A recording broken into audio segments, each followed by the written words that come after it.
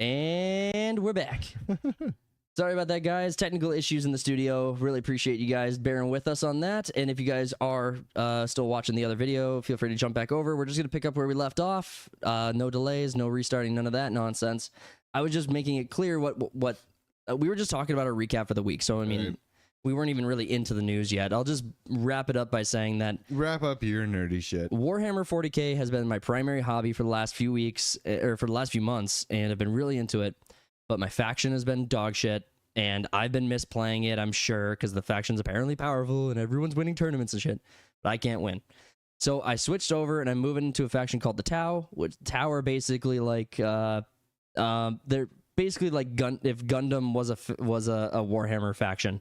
So you get all of these things called crisis suits, which are these giant mech robots, suits of armor, and they're ridiculously cheap. And so even though I'm trying to build a small faction, I still have to open and build like 6 boxes, like 7 or 8 boxes of models in order to get like 500 points on the table, or in order to get like 1,000 points. Yeah, and you got like 24 hours to do that right now. Yeah, I'm taking up a sweet amount of my time for all of you, because I love you guys. I hate this I hate this channel, but I love you guys. No, I don't hate the channel. All right, Cody, but it is time we need to start talking about your shit, and then we need to get into the stories. I haven't been doing much shit. I mean, like we said in the intro that got abruptly cut off, is that we've been, sick and shit this entire time. So what my current project is, and I want the word project is, whatever, but it's comparing Dragon Ages, and I got this thing under my, I don't know what to say, I don't even know how to describe it, to where it's like I'm liking a lot of more mediocre or trashy things than everyone else that I basically agree with, to where it's like, yeah, it's shit, but I can still enjoy some of the shit that comes out of it. And it's me and Isekai, right? Pretty much. Yeah, this is your Isekai. It's not even just you and it's all Isekai. Just keep going, you're good. Isekai shit. Stay with us. But when it comes to like Dragon Age, huge fan from the get-go. Loved it all the way up to Vanguard, and I enjoyed certain parts of Vanguard. And like I knew the writing was shit or whatever, so I'm going back and I'm playing a few hours of Inquisition, and then switching over to Veilguard, and I'm like trying to compare the two. And it's like how the games play and whatnot. Mm-hmm. And like I'm very early into it. I'm only a couple hours into it, so I can't say much on that. But it's like when it comes to like movies, we enjoyed. Well, I'll talk for me. I enjoyed Thunderbolts more than any Marvel thing that's basically came out since Guardians No Way 3? Home, or Guardians 3. Yeah. That's a more recent one. Enjoy the Avatar films, even though I know they're not good writing or whatever. Enjoyed Superman. I know it's right. I think it's not as good as Man of Steel or whatever, but I still enjoyed it. The Batman, enjoyed the hell out of it. Everyone bitches about the third. I'm just giving examples of like things that I've liked, to where it's like the bubble, quote unquote, that I'm in are that say that these things are utter trash and shit. Well, it's like, this is why it's almost like I want to revisit these things that I was like maybe I liked or disliked, and see how I feel about them now. It's like Robin 20, or was it 09 Robin Hood with Russell Crowe. That movie's awesome. That movie's director's cut again. Yeah, is phenomenal. We've talked about this. One of our top 5 movies of all time is Kingdom of Heaven. Yeah, but that you must watch the director's cut if you're trying to actually enjoy that movie for its exactly for what it is. It's not a movie you turn on to fill an afternoon or an evening. It's if you're gonna watch Kingdom of Heaven and you want to get the most out of it, you can't watch the theatrical. I mean, watch what you want to watch, but the theatrical is not the same movie. I was gonna say you can, but you only can once you've experienced the director's cut, because you know all the back stuff, the backstory, and just shit in the background that happened during the director's cut, so where you can streamline the theatrical. It's almost like watching the theatrical version of Lord of the Rings. Yeah, you do it. Like, yeah, I don't think I would ever watch the theatrical. I don't think you could even get a normie who's like, let's say you had a normie who'd never seen any of the original Lord of the Rings trilogy. I mean, as unlikely as that is, let's say you found one of them under a rock, and you wanted them to like check it out. You would not start with the direct, like the full You would not start with the full release. You would watch the theatrical only. You couldn't put the movies themselves in the theatricals are already long films. And so if you're introducing someone to it, you can't introduce them to the theatrical. I would introduce them to the extended. No, you can't. Like if you introduce, like normie is not going to sit and watch 14 hours of story. You like, even if you're just getting them regarded 12 hours instead. Well, I mean, if you're talking about just the original trilogy, you're probably down to like 7.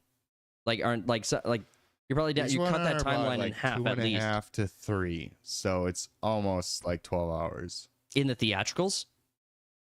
I mean, I don't think a single one of them is over 3 hours. Oh, well, I don't know. But yeah, I mean, but I'm so ingrained with the extendeds that I don't even know. Well, I mean, I wouldn't. Anymore. I mean, I wouldn't watch the theatrical again. But I mean, if I wanted to introduce someone to the entire story of Lord of the Rings, I can't miss so much of the extended. I want to say watch the theatricals. They did this shit with Drinker because he never watched the extended versions. It's like, no, you gotta watch it. You have to watch the extended. The extended versions are the trilogy. It's not the theatrical. But don't misunderstand what I'm saying. I'm saying if you introduce a normie to Lord of the Rings for the first time, and extended. If you don't get it, don't get it. You can't put them in front of the extended. Like, oh, it's not a you can't say sink or swim. What's another 30 minutes per movie? Are you trying to convert people into the fandom, or are you trying to say sink or swim? Like you want to convert people into the fandom, you start with something they can attach themselves onto and fall in love with. A theatrical is much more likely to bring on a normie than the extended. If you sit down and if you make the case argument to anybody that, hey, I want you to watch 15 hours of content in anything, they're gonna hard reject that. What's recommending a TV show then? Well, you're still watching hours upon hours of content. Sure, but I mean, you're not even then. You're like a season. It's like, oh, do you want the abridged version? I don't actually know what that math looks like, because you're talking. Let's see, a season would be. Yeah. It's not the greatest. Let's say you're 10 episodes of 10, 20 minute episodes. You're only. Well, let's talk about like primetime television to where it's like 40 some minutes per episode because they had to make way for. Well, then that's still less than. So like Sons of Anarchy would be 50 or 45 minute episodes. So you're still not even at that. Still like 500 minutes. That's not that many hours. That's far fewer hours. Okay. I'm not disagreeing that you want to convert people into the story with what you're watching, but I am saying that it's an easier sell to get them onto the theatrical release, which was the actual marketed intended version of for people to see. The extended is exclusively for the hardcore fandom. It's not to bring people into the lore or into the story. No, the extended version is the movie.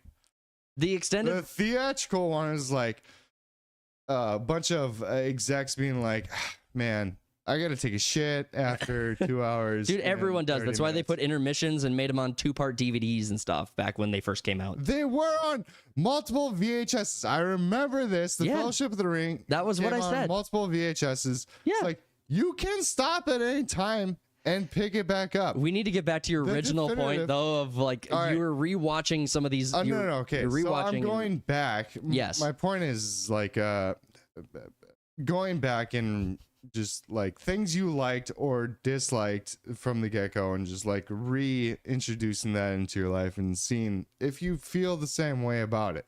Mm-hmm. I mean, I've been this has been a thing with food for me lately. It's like sauerkraut used to be shit. Sauerkraut Now is shit. I don't mind sauerkraut. There's sushimi or fucking Raw whatever. fish. There's a bunch of different things to where it's like it was yucky to me back in the day, and now I can enjoy it for certain things. It's I'm trying to reinforce my perspective on certain things.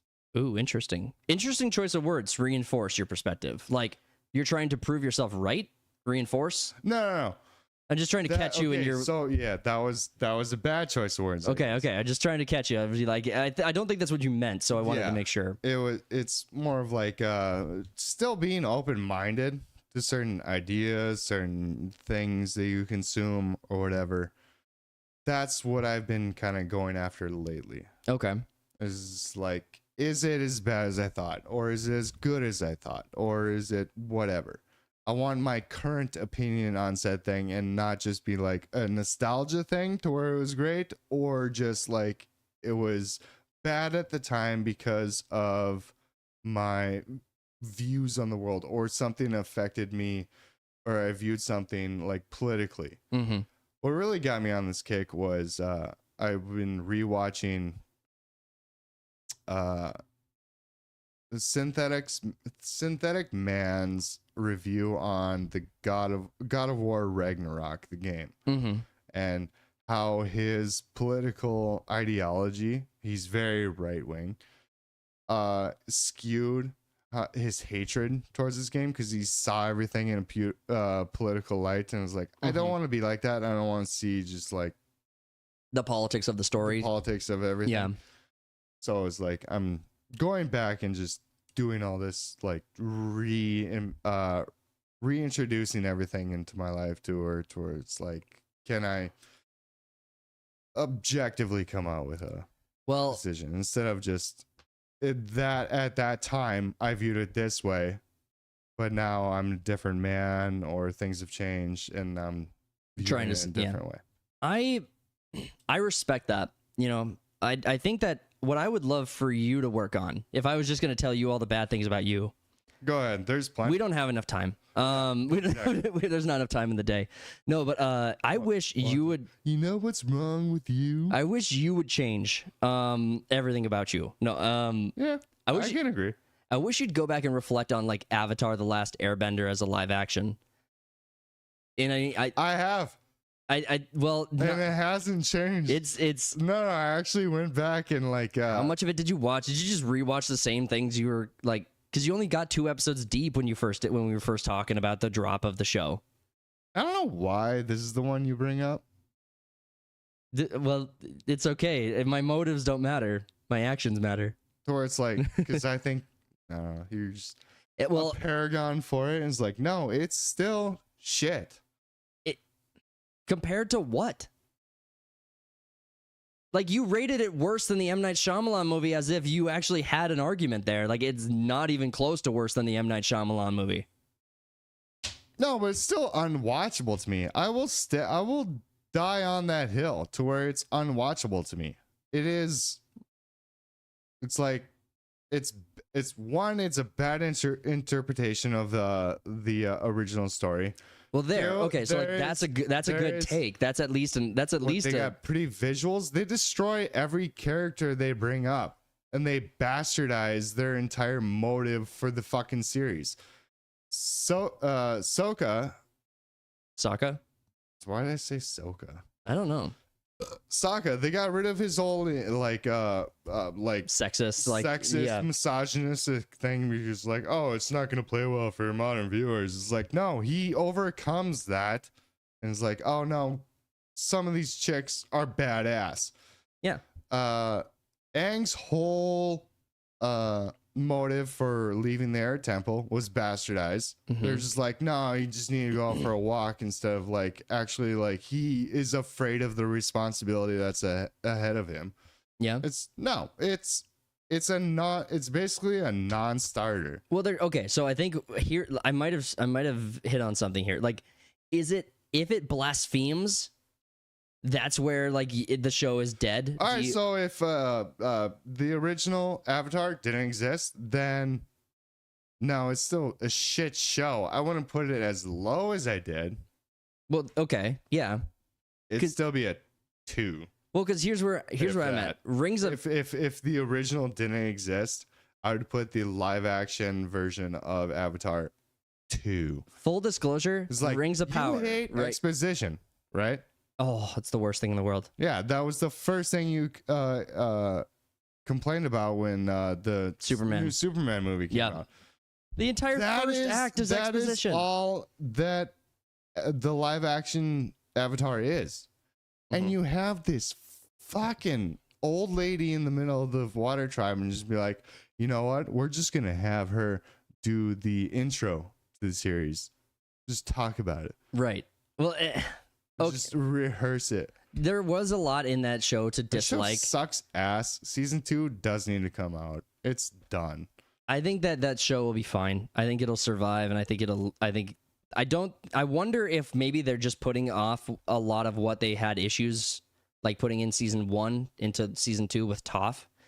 I am curious to see how they realign the characters' motivations, since they basically removed them from what the original show had them for.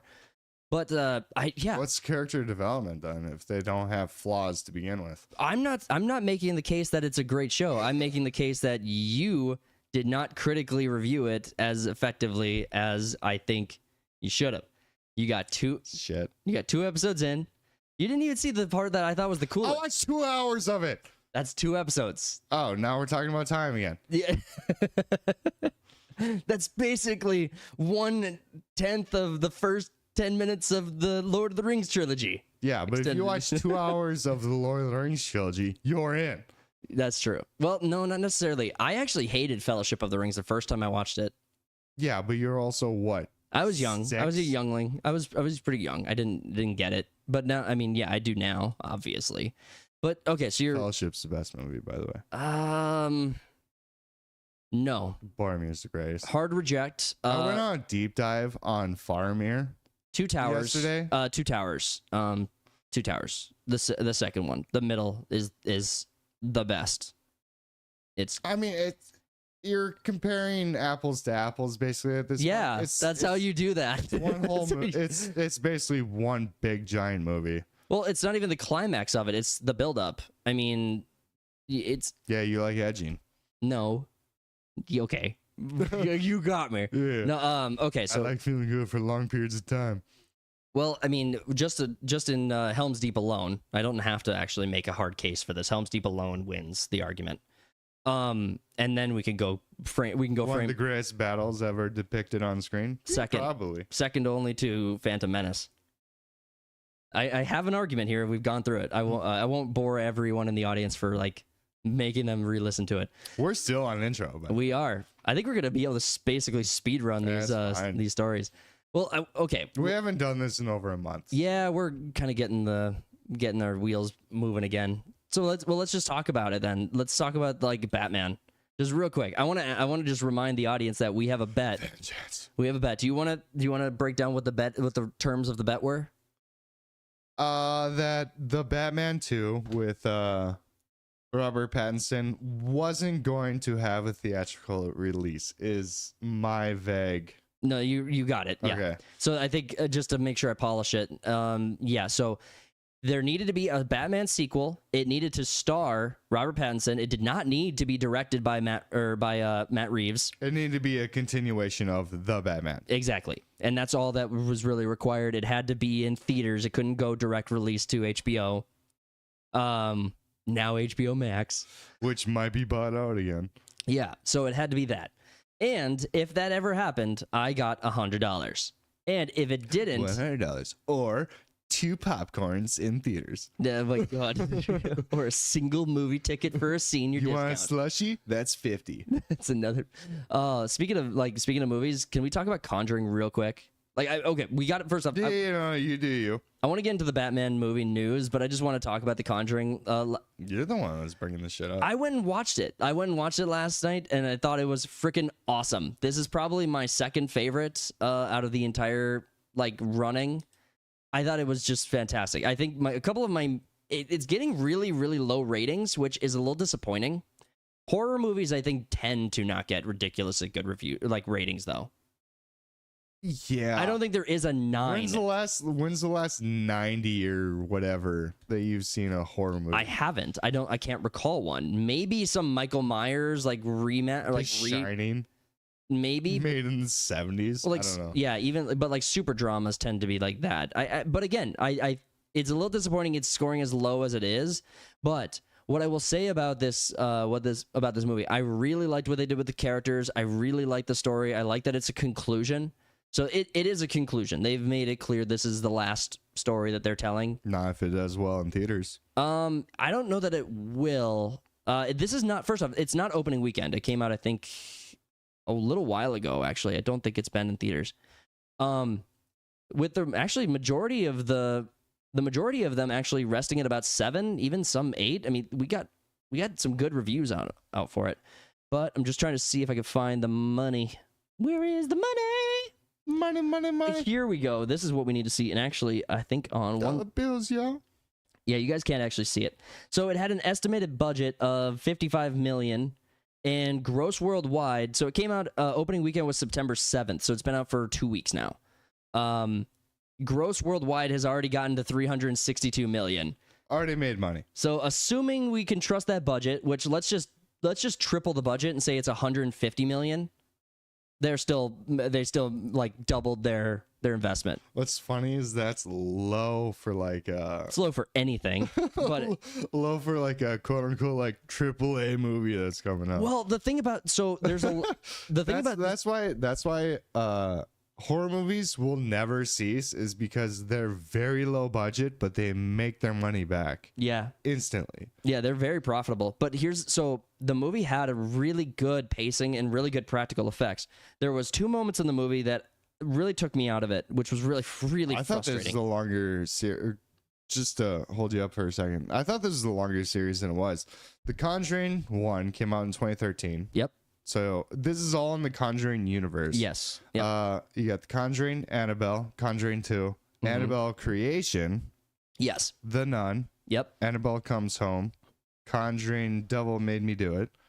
The Nun 2, which we talked about last night, is like you don't. Really I didn't see the Nun sequel. And then you got Conjuring Last Rites. I thought it was a lot longer than that. Maybe just. No, that horror movies just bleed together. That list actually sounds really good because, well, I mean, 2013. So usually, with the Conjuring series, the reason you're probably 9 movies in 12 years. So yeah, but also think of it this way: you're probably also doing what most people did, which was they took the Insidious movies and they blended the Insidious movies together. Yes, because there's also 4 of those. It might be 5. I think it's just 4.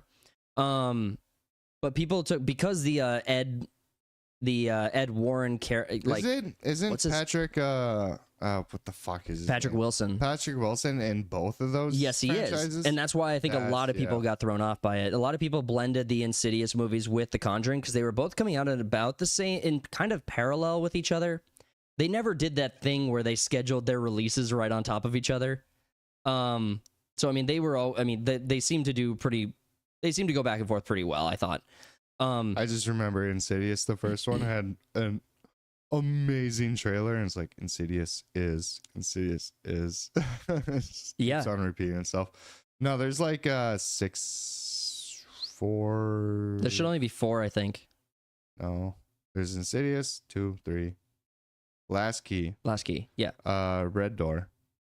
Oh, there was another one. Oh, I didn't know about Red Door. Then there's 2 that are in the making. So right now there's 5. Oh, there's more. There's more coming. Okay. There's more coming. Yeah. And so, yeah. And it's also directed or produced by James Wan. So it's like it conflates it even more. Well, James Wan he's insanely talented. So he directed my favorite Conjuring movies. He directed. However, this one's up there for like horror films I really enjoyed. And as part of the 9 Conjuring films, I would put this in the top 4. For sure. I thought this was fantastic. But again, what I was kind of getting at was there were 2 moments in this movie that really took me out of it. You know, in the classic horror film when they're trying to turn over the car and the car won't start, Well, he finally gets it turned over, and it's the 70s Challenger or whatever. I'm not a car guy, but he's the 70s Challenger thing.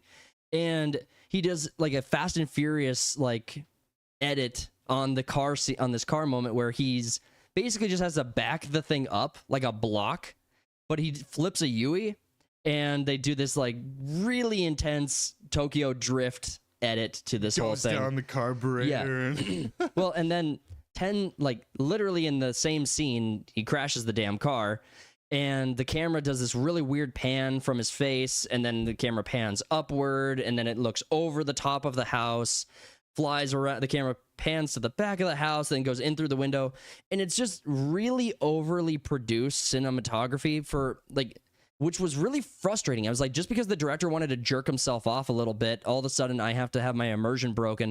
It's like, if you're gonna do a good horror film, just lean into practical effects. That's the thing that makes it scary. As soon as you start introducing more and more CGI, more and more camera action, you're getting more and more like creative, quote unquote, with it. Well, I would, even though I think it enters the film pretty well, is Smile 2, the first like 10-15 minutes is all one shot.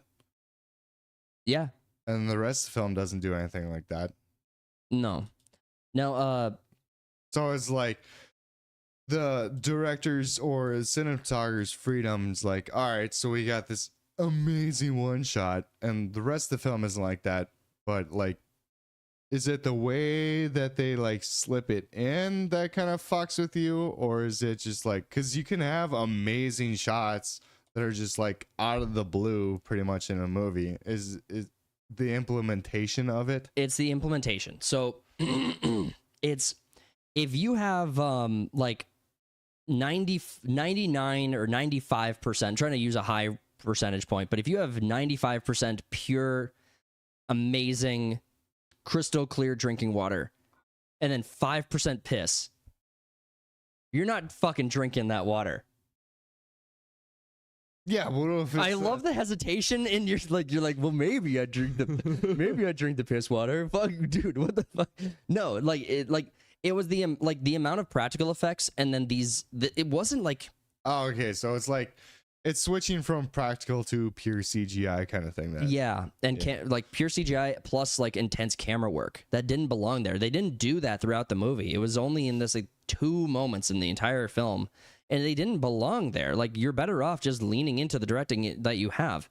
The other aspect. Well, it's also is like why such a weird moment in the movie to implement said directing techniques. Yeah, you're in the climax. You have everyone's undivided attention. This is the hype of the film, and you're doing shitty camera work just to be weird about it. Just cut back and forth, do clean cuts like you have been doing. You didn't need to do that. You just got overhyped and just jerked yourself off. Yeah, like I haven't seen the movie, but like I'm kind of equating to like say in Smile 2. Mm-hmm.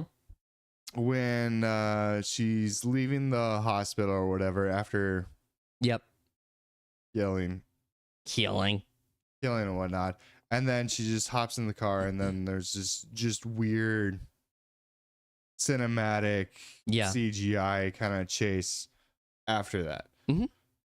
Yeah, that would have taken me out too. Yeah, that's the kind of like, those kind of cuts are insanely frustrating for me. You don't need them. You're better off just doing what you've just done for the last 2 hours and like 2 hours. Now, the last point I want to make in this film is, I know I'm giving people a lot of reasons to be concerned about going to see the movie. Hard recommend, first and foremost. Let me just say, I do recommend it. People who are not paying like attention to that kind of stuff and are not critically thinking about their movies that they go see are going to enjoy the hell out of this movie, I think, especially if you're a horror fan. This is a must-see. Because when was the last good horror film we got? It 2, maybe. No, Smile 2. Smile 2. Actually, yeah, Smile 2 was actually awesome. But the last thing I'll say is that they brought in a lot of nostalgia bait for this, where they brought actors and cast from the original Conjuring movie and from other Conjuring projects and put them into scenes in this movie completely unnecessarily. So I'll give you an example. Remember them? Well, they bring in the mom from the first Conjuring film, who comes and participates in like a ceremony or whatever. It's not a part of the horror aspect of it. It's just kind of like a hey, remember me kind of moment. But they didn't bring in the husband or the family or anything, just the mom to be like, hey, remember? I remember. And I hate that shit. It's like, you didn't need to do that at all. You didn't, I mean, if you wanted to make this a send-off, like, we're done with Conjuring. This is, like, let's remember everything that makes this great. Let's pay tribute. Bring back far more of it. Make it a bigger thing. And don't just pigeonhole it in half-assed. Like, if you're going to commit. If you're not going to commit, just don't do it because it doesn't benefit the movie. Well, I mean, even bringing them in, it's like, so we talk about like normie audiences when it comes to like Marvel or DC movies where they can't really differentiate between the two. How the fuck do you expect them to differentiate between The Conjuring and Insidious when they're both like James Wan, Patrick Wilson kind of movies, and it's tricky. You have to pay attention to the story. Like even, okay, so I saw The Conjuring. I think it was the only one I saw. Well, because I remember you like, telling me you like the suspense horror, not the jump scare horror. Yeah, I like suspense, not jumps. Jump scare's cheap. I don't like it. One, I'm jumpy. Two, it's just like it's almost like slasher. Like at that point. I hate that shit. I cannot stand like it's not a horror movie. Smut films. Just like I don't know. Fucking thank you. I want the ones that fuck with your brain, dude. The thinkums that turn your brain on to things. The thinkums. Let's get back to Batman. I just wanted to bring up that Conjuring 2, or Conjuring the Last Rite. But I did actually awesome. The weapons that came out. Yeah, I want to see that still. Maybe we should just go see it in theaters. Yeah, I'd be like, I hate seeing horror movies in theaters. I'm a bitch. Yeah. But what does that have to do with it? I really want to see weapons. What does that have to do with it? Jumping in my fucking chair and just throwing popcorn around.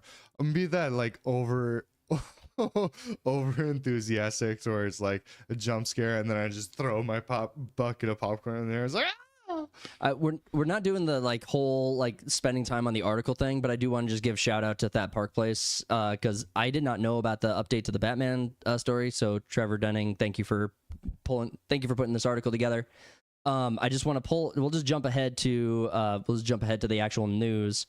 So it talks a little bit about the delays that have already happened and James Gunn kind of being forced to make comments about it because everyone kept being like, you ruined Batman because your new superhero universe is bullshit. But we had, where were you? Sorry, I'm trying to find where I found that before. Okay. All right, so yes, what this the Batman 2 update really means, if everything remains on schedule, the Batman 2 should arrive in theaters in October 1st of 2027. Robert Pattinson, Jeffrey Wright, Andy Serkis, Colin Farrell, and Barry Keoghan, though DC Studios has yet to officially confirm the cast. So, okay, so the theorized October 1st of 2027 would be a really good window. We'd finally see this project. It's really delayed. That's 2 years from now. Well, if you just finally finished the script, I mean, that's the best you could do. I mean, you're not gonna get. I mean, when did the Batman come out? 21. I'm not making a case that it's right or wrong or good or bad. I'm just saying. 5 years later. What is this, game development time? I think we did put a clock on the bet though, like 15 years. I think was what it was. Like we had 15 years. Just keeps on getting pushed back. Well, I think what would be fair. We're gonna go from the Batman, and then Robert Pattinson's gonna do the Dark Knight Returns. I'm willing to 60. I'm willing to put an amendment on the bet that the 15 years started from the day of the official theatrical release date of the first Batman with Robert Pattinson. I think that's fine. Fair. I win either way, but I mean. Well, no, yeah, I'm gonna have to pay up. Yeah, we'll see. Hold on. Well, October 7th. Or October 1st of 2027. But that's the news, guys. Yeah, it looks like we will see the sequel to the Batman, Robert Pattinson. So if you guys were excited about that, I'm excited about it. I'm not excited about the rest of the DC universe. No, I am not James either. Gunn fucked it from the get-go. He basically wanted to make Guardians of the Galaxy into DC. We should have fucking spawned a whole universe off of the success that was the Batman. Agreed. I think so too. I mean, well, hold on. Let me call you out on something. You've made the claim that you liked the theme and the like, light superhero-ness of Superman. Yeah, I like that. Well, okay, so like I don't think What version of the DC universe do you want? There's no building off of that though. No. The Batman is a grounded street level crime kind of things. Like, all right, we start with the Batman. Robert Pattinson is the DC's Batman. Yeah. And then you build off of that, and you can slowly just like expand the universe, expand the weird, magical, over the top stuff from that. You start low, and then you go high. You don't start with a Superman.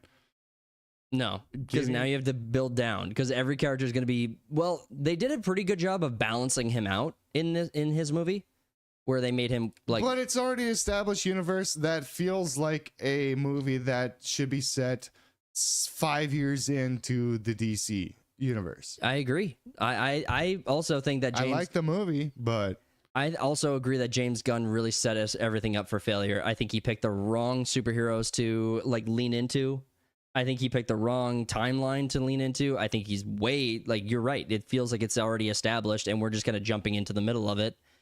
I think they just I think it's a bad job. I think it's dead. The Supergirl the DC is universe that I care about is the Batman universe, because you got the Batman and the Penguin. The Penguin, fucking phenomenal. Mm-hmm. And it's like, I want to see the continuation with that. I don't really give a fuck where the DCEU goes from here. No, I mean, what Supergirl being the next project on the docket is already like, it was a bad plan.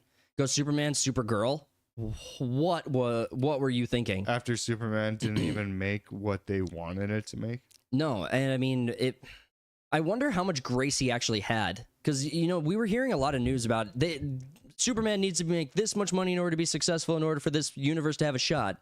Obviously didn't, but they're still going. So how much grace did they actually give James Gunn? They're like, well, we have faith in you, James. Why do you have faith in him? Like, the Guardians of the Galaxy films are fantastic, but they're basically the best of the MCU. Yeah, but I mean, they're not performing better. They like, people get the shtick. They're having fun with it still, but that only lasts so long, because most of the jokes eventually get repetitive. Groot can only die and be reborn so many times. Yeah, he can only be a baby tree so many times. Fucking mascots and shit. Same with Grogu. Oh yeah. But it's like when it comes to DC, I only care about the Batman universe. I don't care about the new up and coming one. The big mistake that they made was when James Gunn first came on. It's like, all right, here's our 10-year plan and all this random bullshit that we're gonna throw out. It's like, because Clayface movie is coming out. Yeah, that's a hard L. I mean, that's a Batman villain. We don't even have established Batman in the DCU. Right. I mean, Clayface, the Flash I think if Flash has gone toe to toe with him as well. So I think I know what you're. Yes, I'm just saying. But still, it's a very obscure Batman villain. He did really pick the worst. That's the third movie that you guys wanted to make. Well, I mean, if you only choose side characters and villains, how far up your own ass you have to be to just be like, no, I'm just gonna do the most random shit, and this is gonna be the next Marvel franchise to where people are cheering in the fucking cinema. Nah, I'm over that. I'm over that.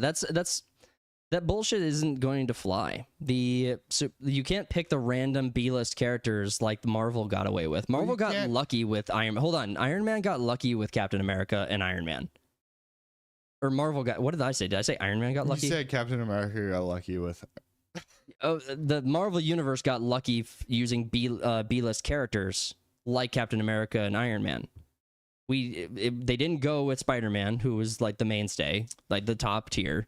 So I mean, anyway, no, Marvel's rise was organic.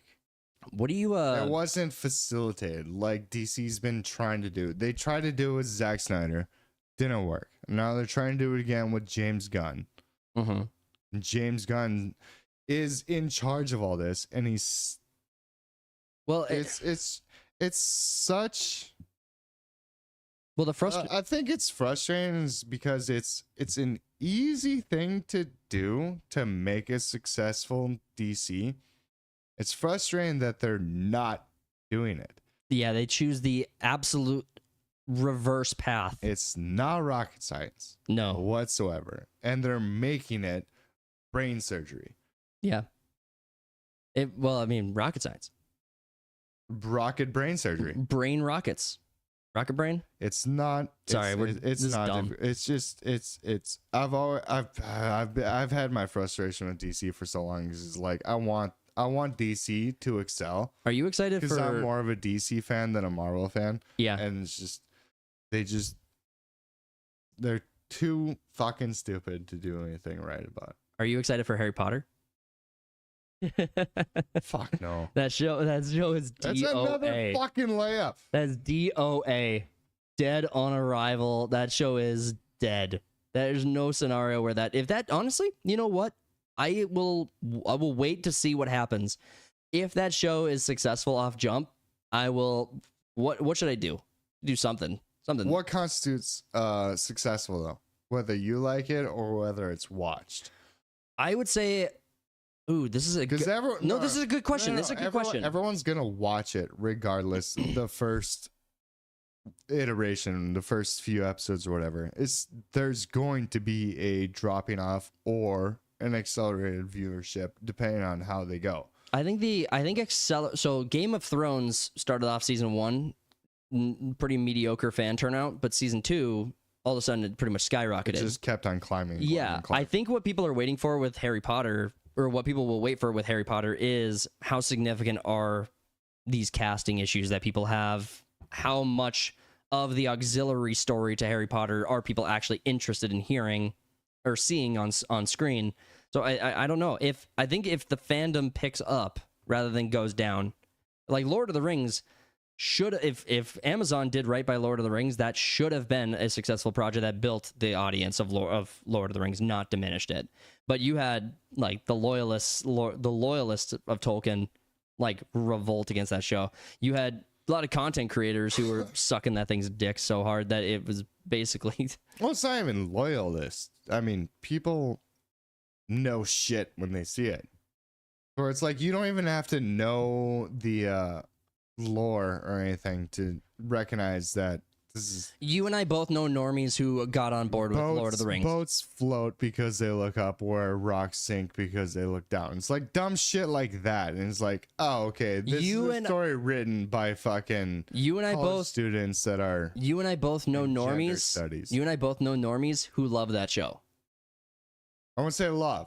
Enjoyed that show.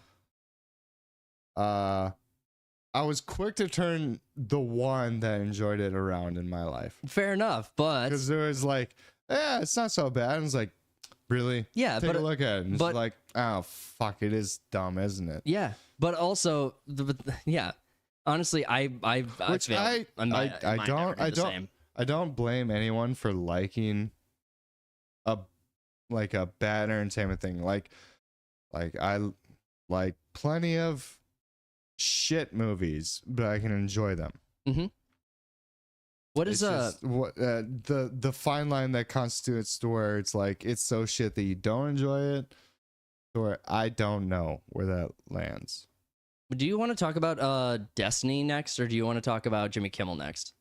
Aren't they one the same? It's all kind of one story, but I think I'm happier about the Destiny situation. Teach me about Destiny, because I don't know his current situation. All right. I got a bunch of stuff bookmarked. So, okay, content creator. Okay, obviously this all stems from the Charlie assassination, so we won't spend too much time rehashing that. But in addition to Jimmy Kimmel, Destiny, a bunch of other people who are either celebrating or like making light of the whole situation, we have Destiny, the woke streamer on. He wasn't on TikTok, so when people were calling, or not TikTok, he wasn't on Twitch because he had already been banned from Twitch. So people were calling for Destiny to be kicked off Twitch, and Elon was like reaching out to Bezos about it because Twitch is an Amazon product. Yeah. And everyone was pretty off target with that. Well, so he streams on YouTube and Kick primarily. Well, very recently, we found that Destiny had been demonetized from the YouTube partnership program, which is fantastic for comments he made about the assassination. He went on Piers Morgan and had this just rant and this battle with Anna Kasparian, Anna Kasparian is not someone who I actually look to as a reformed leftist. Like, I don't see that at all. She's a leftist, I would say, that has currently inherited some common sense.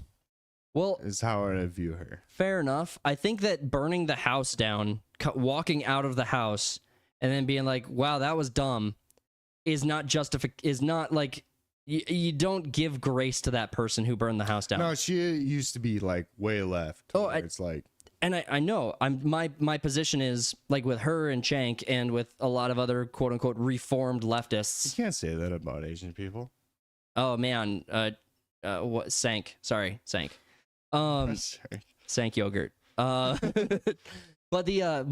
with anybody who's like looking at these reformed leftists and just before you give them like super extra grace, just remember what they did.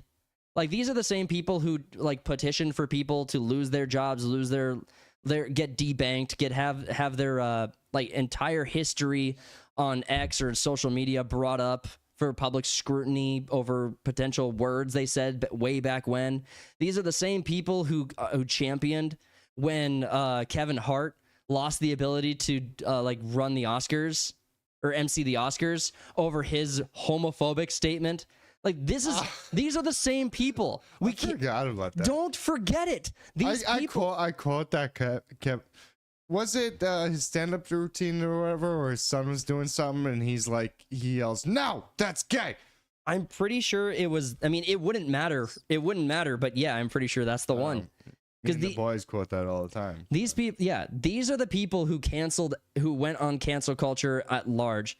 Now, I've watched Tim Pool quite a bit, of like just kind of trying to pay attention, keep up with what's going on, and he makes his stance has evolved on freedom of speech, where he still believes in freedom of speech and he still believes that people should have the right to like express themselves, but he's not going to stand up for or defend or anybody who like tried to get rid of freedom of speech when they're now being quote unquote canceled.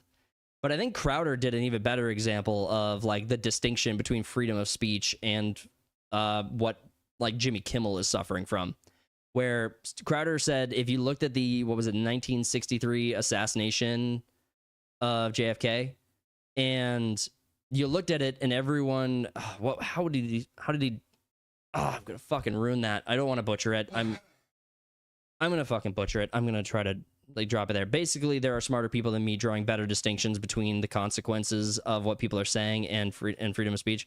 I think people were not championing JFK's assassination the way the left is championing Charlie's assassination, and I think that's kind of the distinction.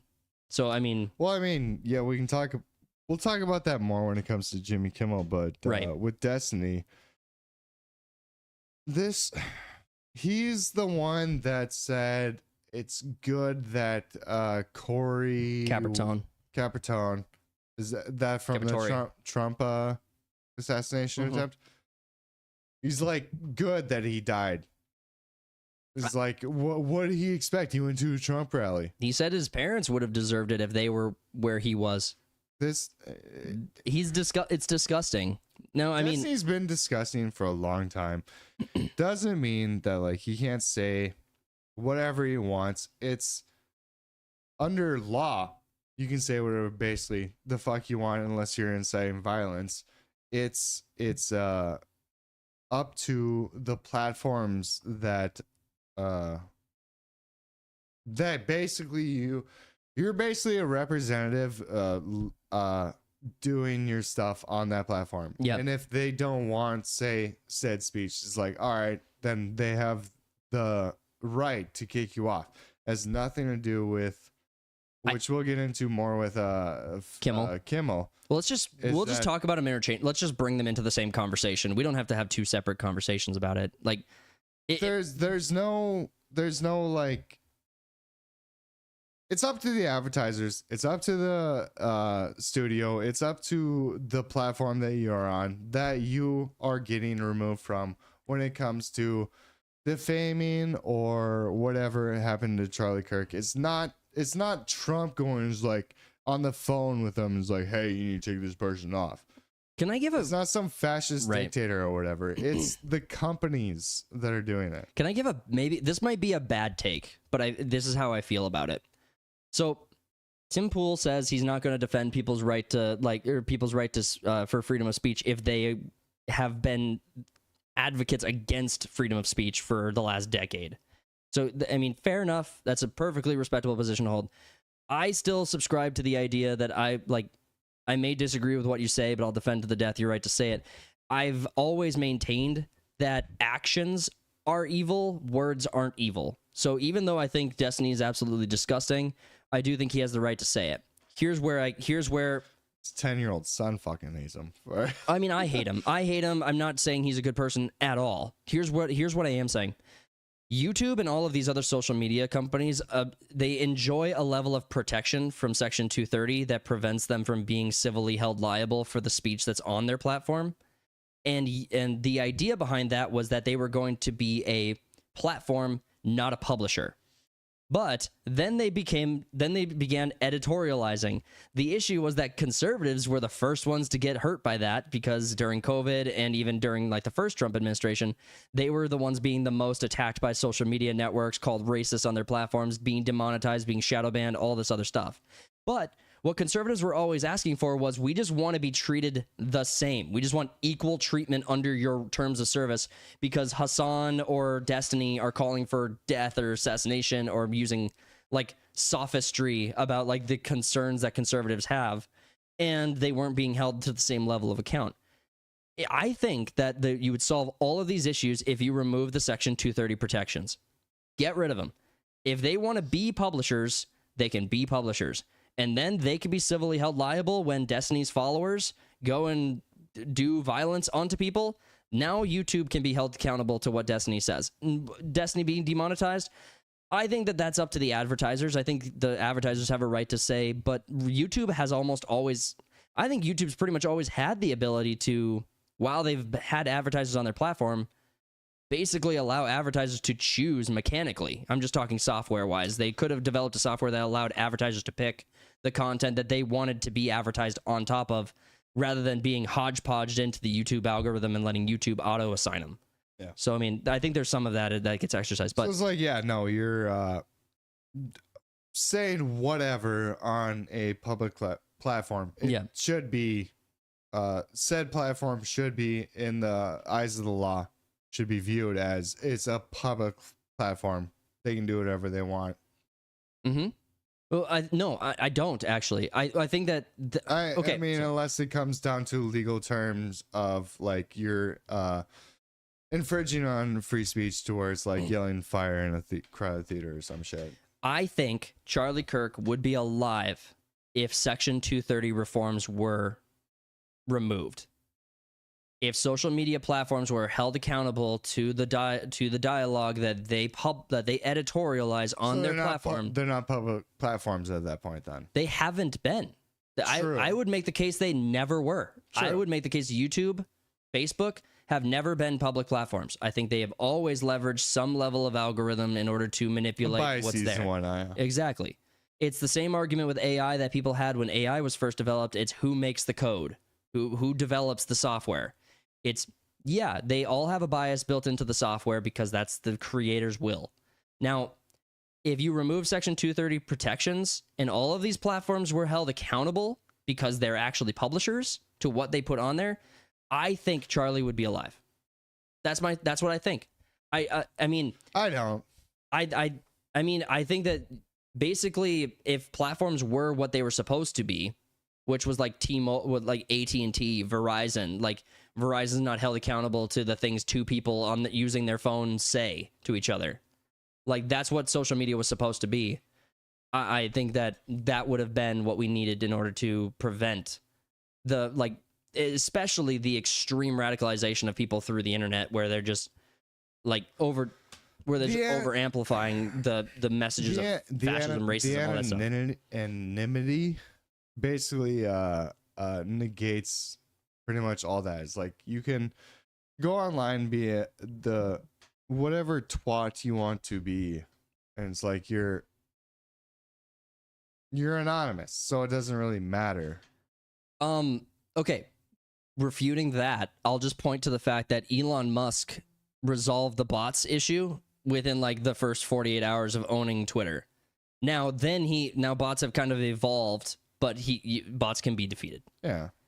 So I mean, there is a means to which you can defeat bots, and I don't support anything that goes on the internet that says you have to register an ID in order to exist on the internet. Dude, don't want that either. Yeah. So I mean, the anonymity thing. Yeah, no, I'm totally fine with that. It's just that when it comes to being in a like public square or whatever, there's a level of malice that comes with being unidentified to where you can just say / do whatever, because in that space you're not you're an anonymous person on the internet. Yep. Or it's like, I don't know, like comments on videos, blah blah blah. I'm not asking for like you need to fucking sign up with your full name and address and blah blah blah. It's just not going to happen to where it's the internet becomes a space for this shit. Basically, it's actually so simple. If Section 230 protections go away, all of a sudden every social media platform is accountable to the things that they promote or the things that exist on their platform. Every social media platform becomes a hyper publisher. They all go into hard editorialization mode where they have to now curate out all of their content. They have to hit every content creator or be held liable civilly. You kill social media, like the social media freedoms that these like YouTube or that all these these platforms, social media platforms hold instantly. Now there's consequences that come from that. Consequences I don't necessarily like. They're allowed to ban each and every person that they don't like. Well, and I think what you would do is... So you get like a Twitter blue sky situation. Well, let's say you could... Or just X. This is more of a like, would you or would you not push the button kind of question. If doing that effectively nuked all social media, YouTube would be effectively dead. To X would be effectively dead.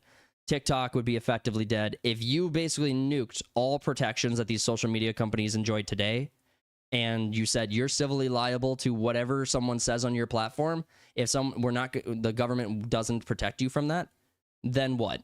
So, I mean, would you push that button?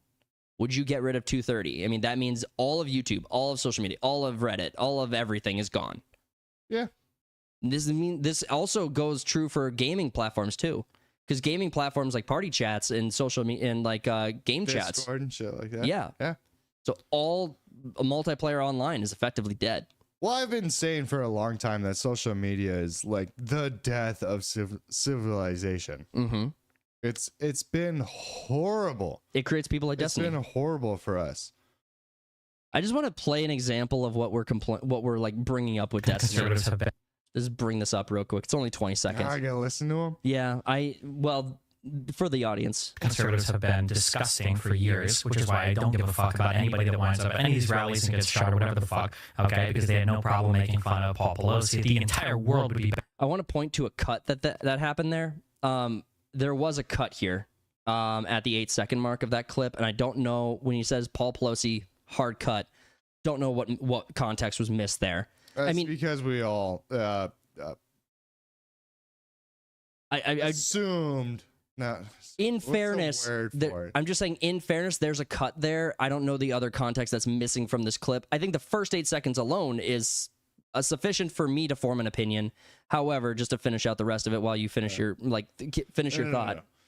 Paul Pelosi, the entire world would be better off if these people were permanently removed from these platforms. Like, there is no downside and only upside to see people like Candace Owens, Tucker Carlson, Tim Pool never be allowed to publicly broadcast their opinions ever again. It's exclusively bad stuff that happens. I just want to point out the absolute irony of the fact that you have these other content creators that he's pointing out will host their opposition. Like Tim Pool will have on his opposition every day of every day of the week. The right does that. The left doesn't. Exactly. The left doesn't go to colleges and try to debate people. Now, I will say that Left Destiny doesn't have on right wingers and try to have a civil conversation. No, even on TikTok, even on TikTok. So Andrew Wilson and the Crucibles, like TikTok invasions, are fan-fucking-tastic content, super hilarious and very enjoyable to watch.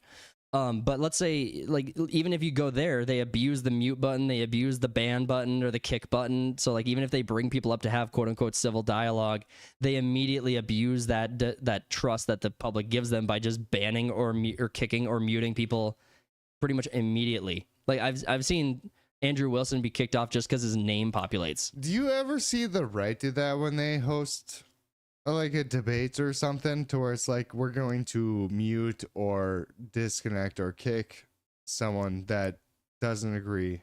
On TikTok, I see so few, like, on TikTok, if I see a conservative, like, live hosting on TikTok, it's usually religious based that populates my feed. I don't know if that's specifically because that's just I'm not subscribed to any of the others, or if I'm just not finding it. I don't typically engage with the conservatives like lives on TikTok, so I can't say definitively. I assume not, but it's an assumption. I could be like, conservatives could do that too. The mute button is a very attractive tool, and regardless of who's doing a host, I imagine there is a lot of pull. Well, if you're hosting a debate, wouldn't it basically, like, say you have that mute button, wouldn't it just be like a no-go to where it's like, unless someone's just like being Not necessarily. absurd? Not necessarily. Like, But like, they use the mute button to just like, all right, you're making too much sense. yeah. Well, I mean, they just say you're just lying. They say you're lying, muted. It's like you're not even telling the truth, muted. So that's what they do. They'll say you're lying. You're not giving, like, you're not telling the truth. You're not saying, you're not surrendering. There's not an objective truth anymore. Yeah. So, I mean, what I would say about the mute button is that, do you remember back when everyone liked Pirate Software? And because, I mean, I liked his shorts because of the way, like, his format was really attractive. Like, just the scribbled notes, simple diagrams, simple points, easy to digest, follow along, very clear. I like that format. It made a bunch of sense until he had one bad take, and then it was just like, oh no, you've actually been a dick this entire time. How do you quintuple down into a position so awful? So, like people shouldn't be allowed to own the things they buy. It's like, that's such a horrible take to have. But my point being is that, like, I would love to see debates come down to matter-of-fact questions exclusively. Like, just matter-of-fact questions. Just be like this happened on this day. Do we agree? Yes, no. And if someone's like, well, that doesn't matter because 10,000 years before. You get the political fucking answer to it. It's like, exactly. Oh, and then. Exactly. And so I like the idea of like having both sides' notes be like visually presented. Like, on, like, I like both sides' notes being visually presented because they could be like, didn't answer this question. I like the idea of being able to see that. Suffrage, you know, the like half the fucking women's population was against it, and then just be like, oh well, this and that, blah blah. It's like, you're not getting to the point. Exactly. The whole, when it comes to points at a debate, I've said this for a long time. Once there was a waitress or whatever that was super left, and somehow politics came up. It was a diner that we frequented, and I told my coworker, quote unquote, at the time, it's like, you can talk to these people all you want and try to explain your point. Yeah. It's just, it doesn't get through.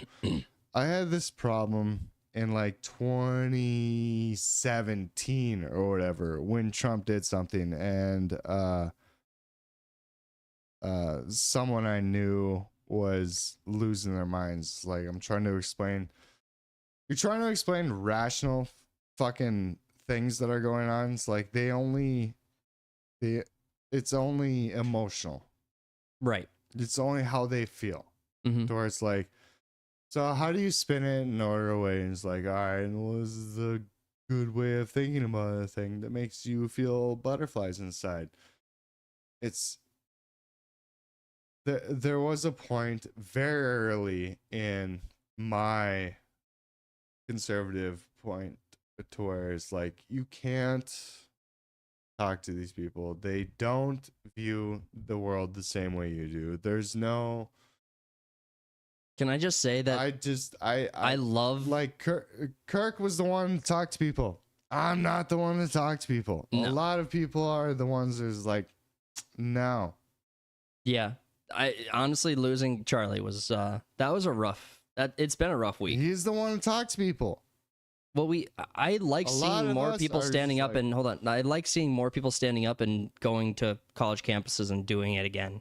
Because I think that Well, CV or conservative vibes is petitioning to put in a memorial, and the memorial right now, there's it's up suggestions right now. They just want like a table with 2 chairs and a microphone mhm. because they don't want a Charlie statue, because everyone thinks that Charlie wouldn't want a statue of himself.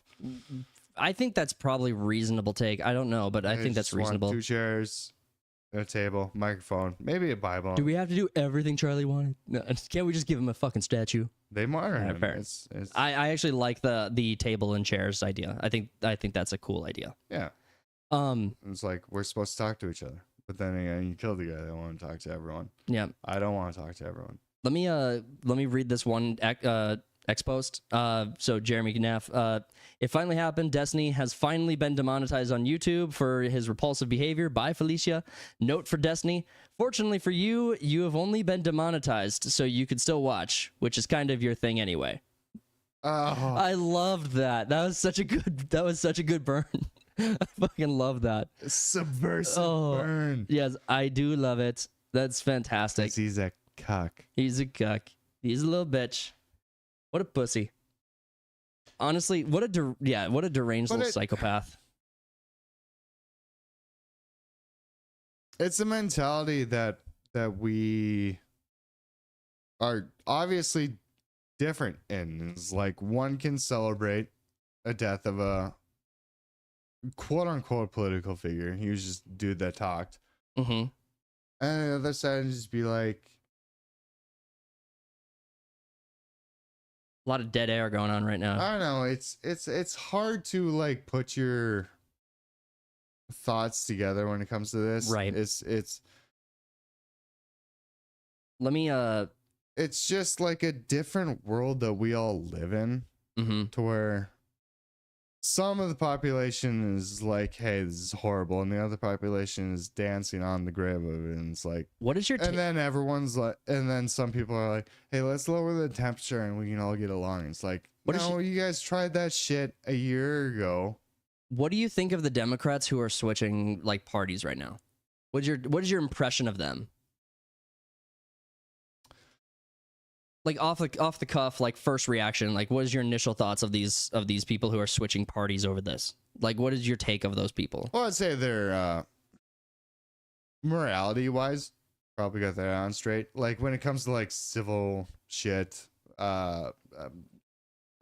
social netting and all that stuff, it's like, yeah, we probably don't agree on. But it's when it comes to like basic human morality, yeah, then we can agree on. It's not like they're moving right. It's that they're realizing how shit their base was to begin with. My take, the reason I asked that is because my opinion of these people is really, really low. If the only thing that snapped a person out of this was literally someone had to die, like just having dialogue conversations. That's what it took to snap them out of it. It was the reaction of said death.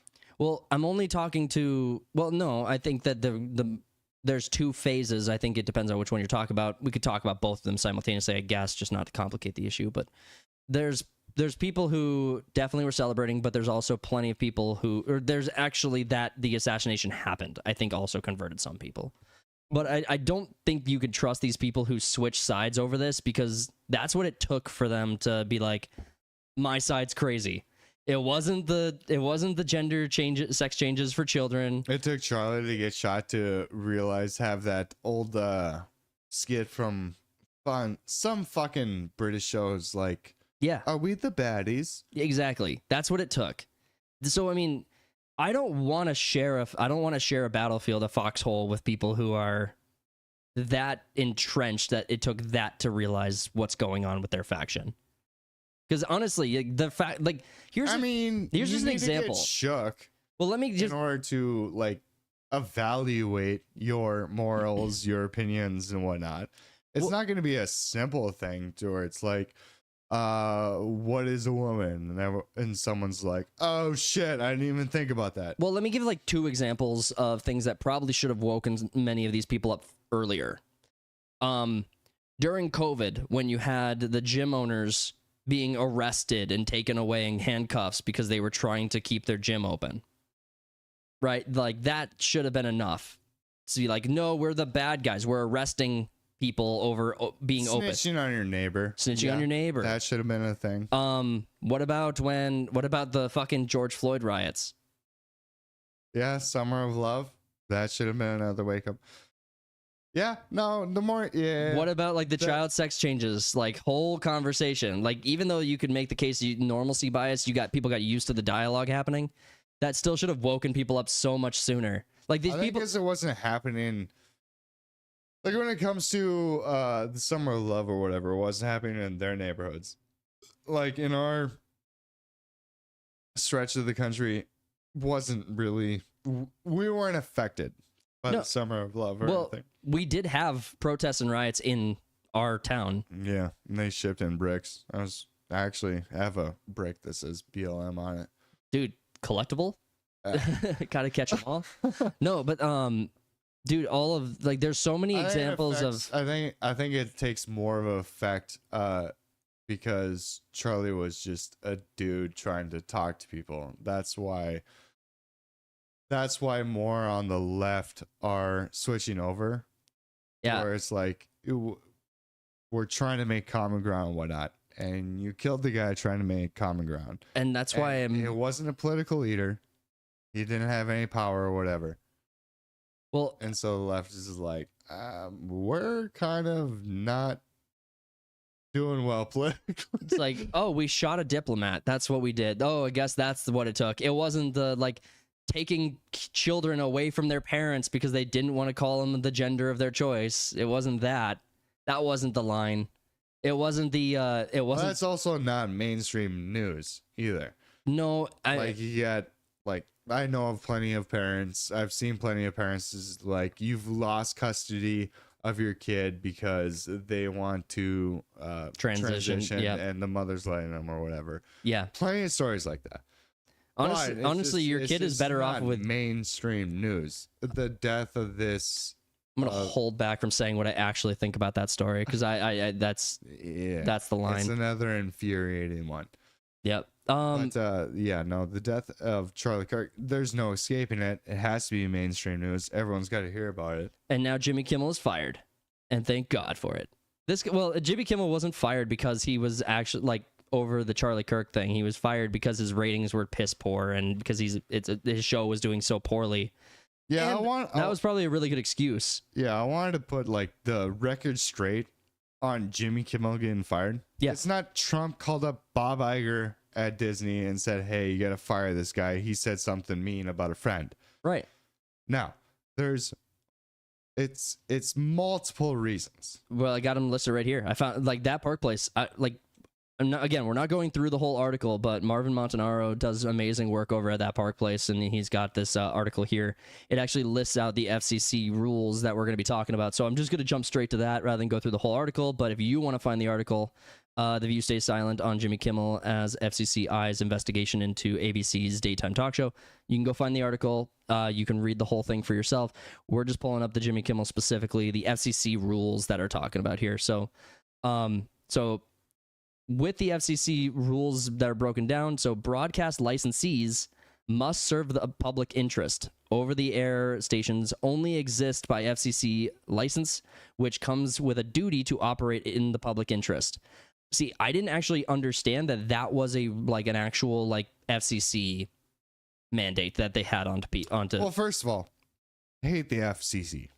Oh yeah, they're not. The FCC won't let me be me on MTV. Yeah, I agree. But Fuck you for being such an amazing reference there. So thank you so much for that, bitch. The FCC sucks. Right. They've been destroying entertainment for 2 decades now. Mm-hmm. But yeah, I don't know exactly to where it comes. I'm sure we'll go into it, but is it lawful? Or is it just the FCC is just hey, we're a part of the government and we have regulations and this is a regulatory body that actually oversees who can be on the air. Yeah. So I mean this is the rules that they have for these entities to follow. Section 315's equal opportunity rule, also called the equal time rule. This requires that when a broadcaster gives airtime to one candidate for public office, it must provide equal opportunities to the other candidate for that office. That's a rule? Yeah, that came up because remember Kamala Harris got the 60 Minutes interview, and that was part of the whole. They edited it, and there was a whole lawsuit about it. Do you remember that 60 Minutes interview, Kamala Harris, the lawsuit with Trump? He got a bunch of millions of dollars. Kamala Harris can't talk for awesome. 60 minutes. Well, they edited the crap out of it. Yeah. Bona fide news exemptions. Programs classified as bona fide news are shielded from those equal time requirements. This allows them to interview one candidate without having to automatically book all of their rivals. So that's the protection that they were gonna lose, or that they can lose as ABC. So if ABC has news as their category, they don't have to do. They can do just an interview with Kamala Harris, and they don't have to do an interview with Donald Trump. But if they lose their news category exemption, then they have to. Then they are required to follow those rules. What happens if the exemption is lost? The View were ruled not to qualify. ABC could be forced to change guest bookings or provide airtime to political opponents that would radically alter the show's format. Yeah. Well, don't call yourself news if you're a commentator. If you're right, we're commentators. We're not news. If you're on the right political spectrum, going for office or in office or whatever, would you go on The View? I mean, plenty of people. Okay, there's been a couple. Would I advise it? No, but I don't think Donald Trump should be. I don't think Donald Trump or any conservatives should be giving any airtime or gas to any of these these news stations. Whenever a Republican goes on and does an interview with CNN, I'm like, what are you doing? Why? Why are you giving them that interview? You don't have to.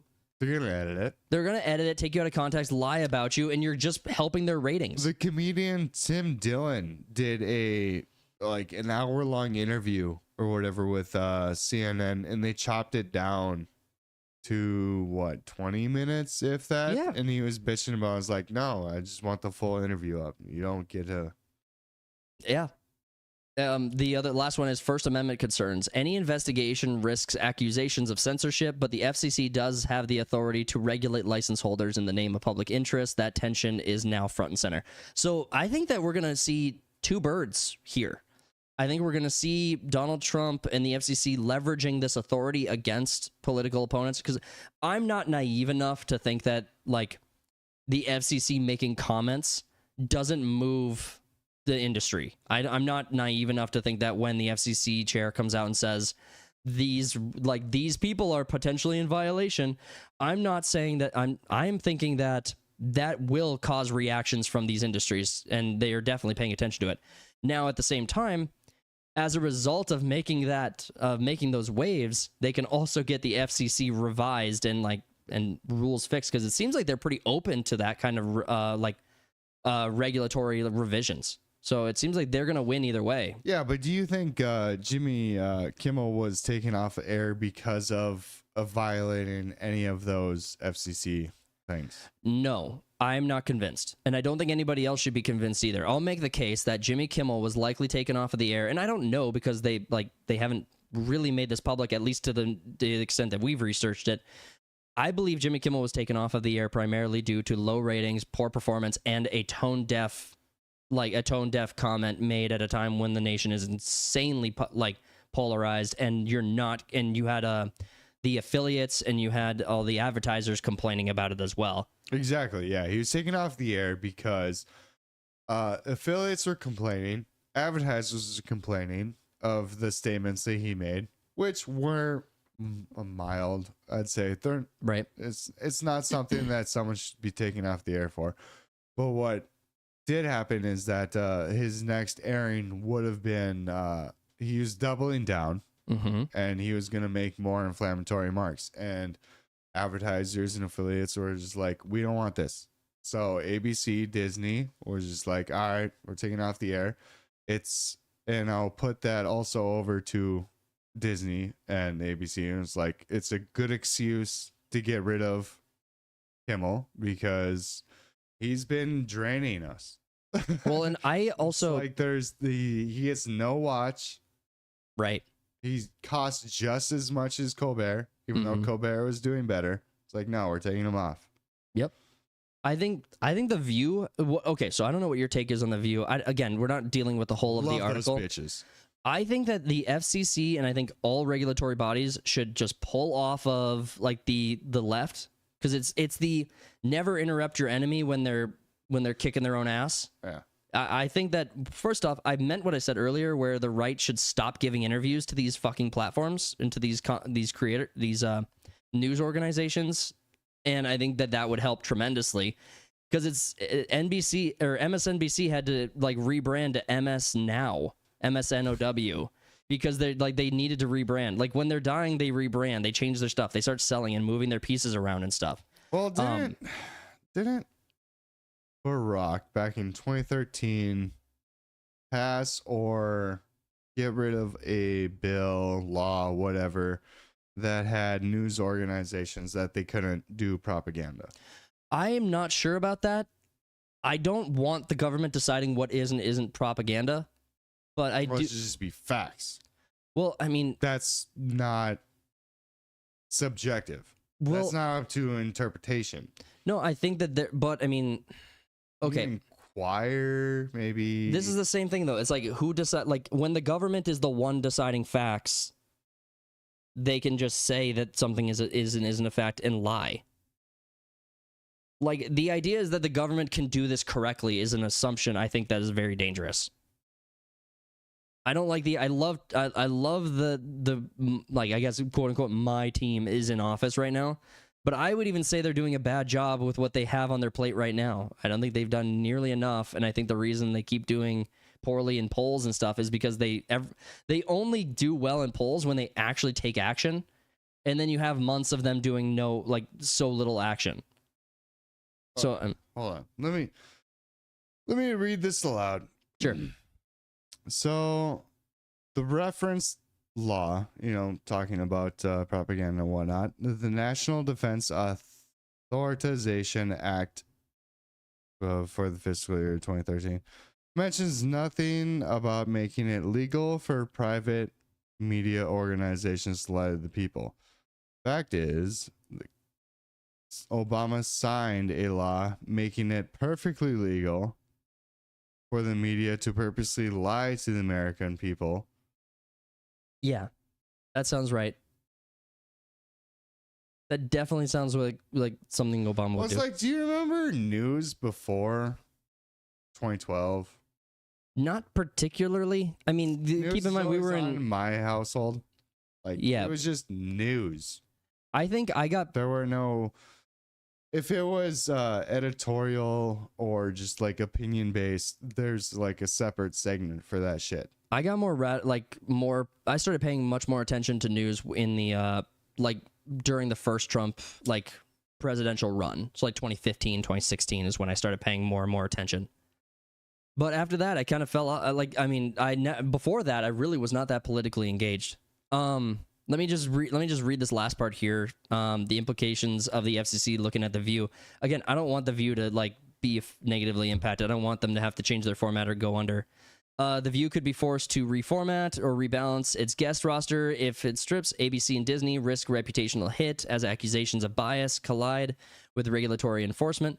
The debate may set a precedent for other political charged talk shows, forcing daytime television to rethink how it blends politics and entertainment.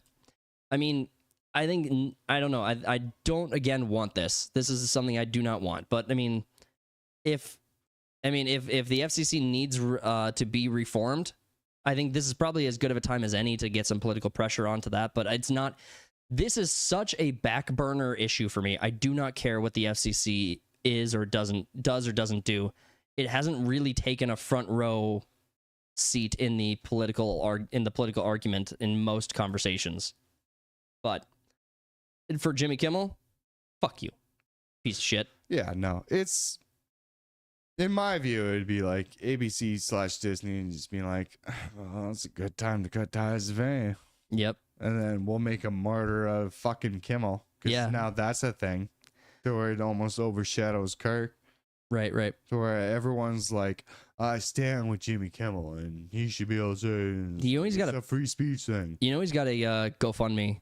That was at like. Why the fuck does he need to GoFundMe? He's making $15 million a year on his fucking late night show. Let me see if I can pull that up. Actually, keep going, but let me see if I can find that GoFundMe. Yeah, because I mean, I don't know that he does. I don't think he does, but that is not the right one. That is that would be hilarious. That would be funny. $230 raised.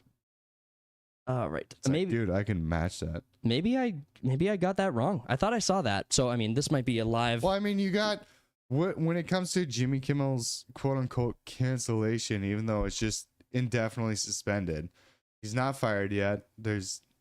The show is still maybe could come back. Right. You have the leftists now boycotting Disney, which is hilarious because they're just like, yeah, no, go ahead. Go boycott Disney. Because they've been making shit during this entire time. It's just.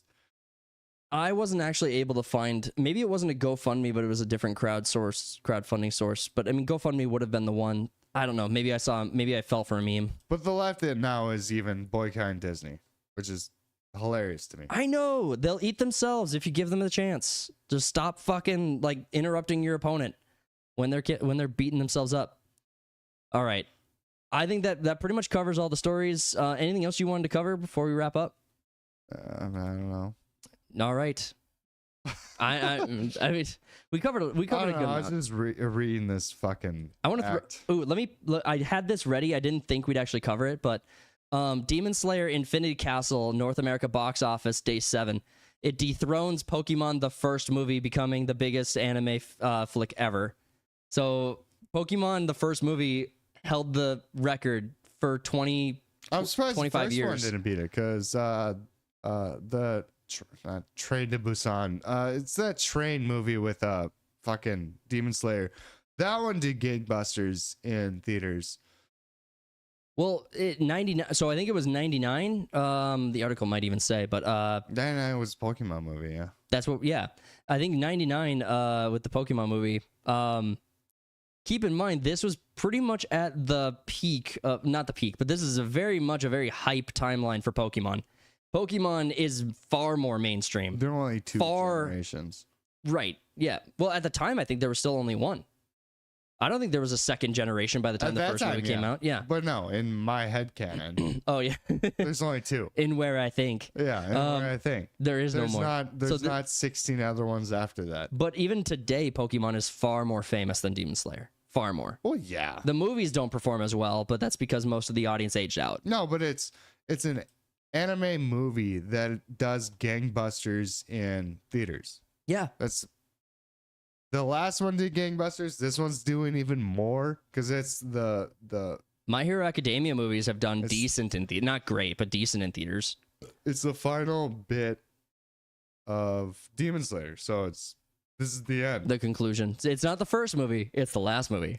It's the last movie. Well, good for it to actually take that record away. But Pokemon, the first movie, is epic. And But it's like you have instances across the U.S. to where old anime movies are making a resurgence in theaters because theaters don't have anything to play these days. yeah. That they're just playing all movies like Ninja Scroll from like the 90s. Be honest with me. Did you cry during Pokemon, the first movie? No, I was 6. I don't have feelings. You bitch. What a pussy. You didn't cry. You pussy. You fucking bitch. When Ash is out. Don't spoil it. Don't spoil it. And Pikachu is like trying to wake him or something. Dude, yeah, dude, I'm fucking feeling that now. Yeah, no, that'll get you. That does get you. I do remember. Did you cry, you little bitch? Did you cry? It's such a weird. It's like, hey, you remember this from 20 some odd years ago? Like, oh no, there is a memory there. There is a memory. It's a very traumatic moment. But it's like very. Where Mewtwo is like a tyrannical dickbag. Yeah. I remember. My clones are better than your originals. It's like eugenics manifest into a kid's cartoon. Everyone's leaving. Everyone's leaving the pier, getting to the island in their own way with their own Pokemon. Yeah. It's like, yeah, we could have just rented a boat. We could have just rented a boat. Nah, fuck that. I got a Blastoise. Yeah. I got a Gyarados. I'm gonna ride this bitch through a fucking hurricane in the middle of the ocean. Yeah, that's smirt. What was the bad dude? Was it Giovanni? Giovanni, man. Dude, what a great villain. That's a good villain. All right, guys, we're going to wrap it up there. Thank you guys so much for tuning into this episode of the Third Party Podcast. We hope you guys enjoyed us coming back. We will be live tomorrow evening, where we are going to be doing some more Sunday Slackers, just hanging out, playing a game, and we'll see what we're going to be talking about then. But don't forget to tune into that, and we'll be trying to get back with regular content, and don't forget to tune in next weekend for more of Third Party Podcasts. We're going to wrap it up there. Don't forget, go tell your stories, and we'll see you on the next one. Peace out. Bye. Tell myself that everything will end up alright. Just push yourself, test yourself, figure out what you like, and find your limits, don't be rigid, always work towards a prime. Surround yourself with open minds, people can change your life. A few friends with intent can help you feel alive. Find a passion, take some action, and with a little time, just be patient, make a statement, try to enjoy your life.